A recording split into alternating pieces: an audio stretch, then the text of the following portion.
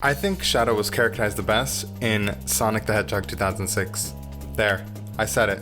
And if you don't believe me, well, let me convince you.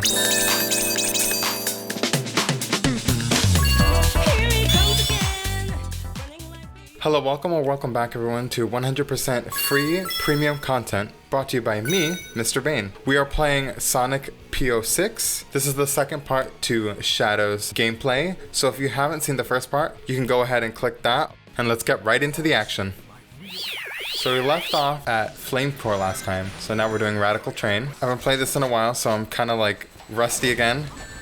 Ow. Ooh. Anyways, so for today's topic, we're going to be talking about Shadow the Hedgehog. Let me preface this with, we're going to be talking about Shadow's characterization prior to the modern era. Considering now he's been reduced to nothing but a one-note edgelord the Hedgehog. And also by no means do I have any qualms with how he was portrayed in any previous titles such as Sonic Adventure 2, Shadow the Hedgehog, or even Sonic Battle. To begin, it all comes down with the voice acting. For those who may not know, Jason Griffith is the one to voice act as Shadow in Sonic the Hedgehog 2006. And obviously, considering that he's played the role of Sonic and numerous other titles prior, he's definitely improved on the quality of his voice acting when it comes to 06. He's able to sound edgy without being so much of a, brooding hedgehog. What is going on? Am I doing something wrong? Hello? Anyways, there's something about his voice acting that makes Shadow sound not only edgy in a good way, but edgy in the way that he sounds still calm and collected, given the indication that there's something else going behind the scenes.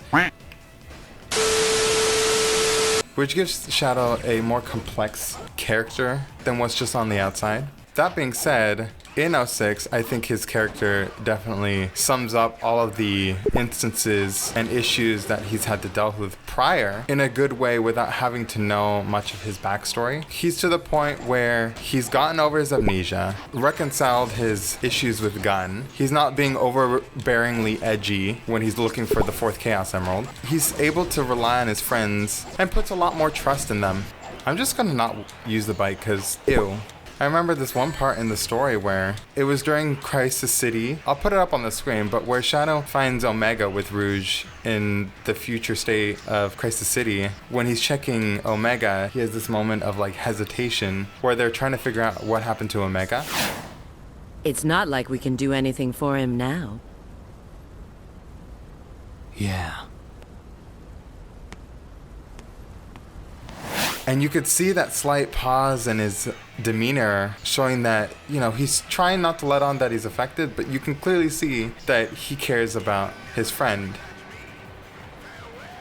Did I just fail? How did I just fail? Am I actually supposed to be using this? Prime gameplay, guys. This is GTA 5, Shadow the Hedgehog edition. Am I supposed to blow this up? Do I just shoot at it? Oh, I'm supposed to blow it up. Oh, that's why. There's that infamous scene where Rouge tries to get the Chaos Emerald and the way he yells at her, that meme where he's like, don't touch it. I found a Chaos Emerald. Don't touch it! What? What's this? Oh, as funny as that is, you know, he definitely cares about Rouge, given the urgency in his voice. This level's gonna lag, I already know. The game also brings new hurdles for Shadow, but in the way that kind of repeats previous entries. For example, like, you know, we get a new villain, new issues, which I'll go into later, and then we get Silver the Hedgehog and how he plays into it. But starting with Mephiles, like, he's there to be kind of called back to Shadow the Hedgehog, but in a better way. Compared to Black Arms, or Black Doom, or whatever his name is, Mephiles is a lot more of a sinister villain and able to touch on the same topic of what happens if the world abandons you, or what happens if the world goes against you. You know, you could see Mephiles is there trying to do the same thing, and if you've seen the other titles, you're like, well, we've gone through this again, which definitely ties into Shadow's character a lot better. He's able to also recognize Mephiles' manipulative ways, and I think the biggest new problem that they managed to bring up, what happens happens if Shadows' close friends suddenly go against him? It's revealed that Omega says that he's responsible at why Shadow is imprisoned in the future. And it was because he went against him by following Gun's orders. And even says, when you're seen as a threat, suddenly the world can change upon you. And you could see Shadow having his moment of self-reflection when he walks away. And before he walks away, you hear Rouge says that she's always going to be by his side.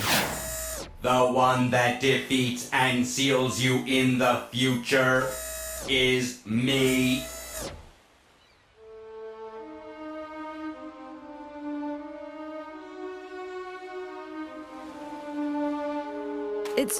It's so unfair. Shadow's always here to defend the world. Despite that, eventually, when something or someone is seen as too powerful, it is seen as a threat.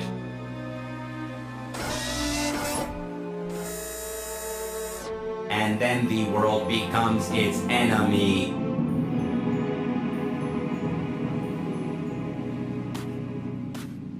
Shadow? Even if you believe everyone in the world will be against you, know that I'll always remain by your side. Remember that.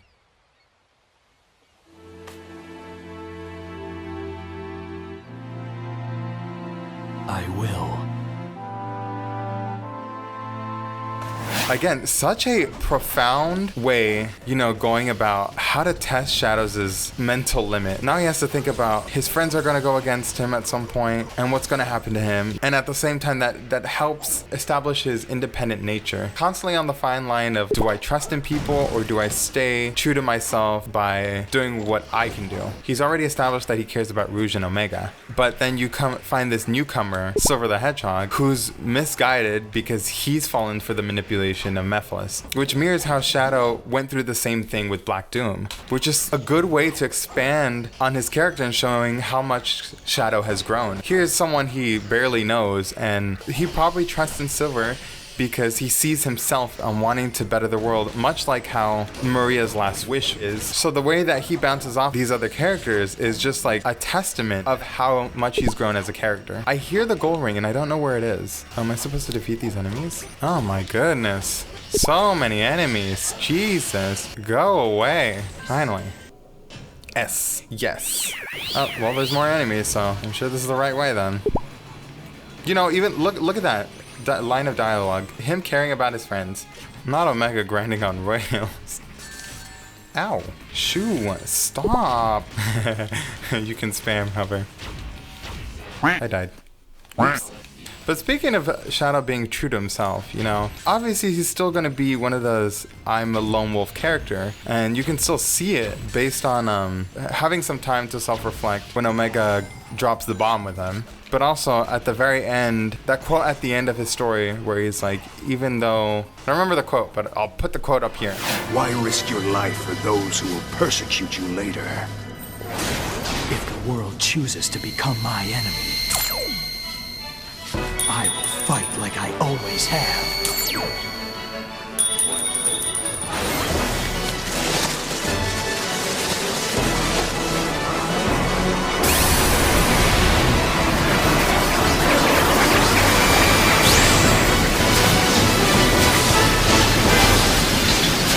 Like, that quote is such a powerful testament to what Shadow's about, where even if the world goes against him, he still remains as him, Shadow the Hedgehog.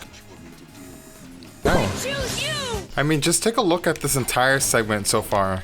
Like, here you have Omega going after Mephiles, not only because he's a threat to the world, but also he's Shadow's #1 threat. And then Shadow cares so much about Omega that he is going after Omega to help him with Mephiles. All throughout saying things like, what about Omega? We need to help Omega. Where's Omega? It's such a departure from the typical Sonic heroes, everyone is my friend vibe. Let's go save everyone. It's little subtleties that speak volumes to what these characters can be.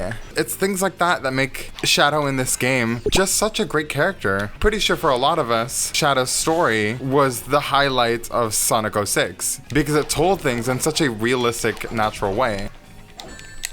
Okay, what in the world? And these characters aren't really being edgy at all. Shadow's not being rude by just forgetting about everyone else. He's just selective about the people that he trusts. And that's something that I feel like Sega has completely forgotten. Shadow isn't this character that always has to be a rival to everyone. Am I done with this level yet? Oh my god, it's like, feels like it's been forever. Another vehicle? My goodness. What is this, Shadow the Hedgehog? I'm just gonna do what I do best, and that is skip everything and everyone. Look at him. Shadow the Hedgehog. A great character, but only in Sonic 06. I guess to summarize, we can say that Shadow has had a great voice actor for this game and is able to capture the essence of Shadow's more darker tone and nature. Shadow's faced with some new problems that bring up new issues, such as recognizing Mephiles' manipulative nature, dealing with internal issues with his friends, and how they might potentially abandon him. Where am I going? Chaos X, please explain what is going on here. Oh, there's arrows on the wall. I see it now. Having to see another character go through the same problems he did back in Shadow the Hedgehog with Silver the Hedgehog, you know, all while remaining true to himself because he's still independent. It's such a wonderful balance between independence and trusting in those that are close to you to overcome any hurdles without being the same way as Team Sonic. Not only is Shadow a great character, I guess, but everyone around him, Rouge and Omega, look at all their nonverbal communication. And I think Shadow's story still holds up even to this day. Most other stories end up being a little outdated. Them working together, fighting side by side, without having to blatantly be like, oh my god, go friendship. With the power of friendship, we'll overcome everything, blah blah blah. I'd much prefer Shadow's approach. A simple thank you. Alright everyone, and that concludes this topic discussion and gameplay of Shadow's story. If you like this video, go ahead and, you know, click that like button, comment, subscribe to the channel. And if you're into any other Sonic discussions, go ahead and watch this video, as I think that is a good watch as well. Until next time, Chaos X, let's see that Silver the Hedgehog story, and we'll be back then.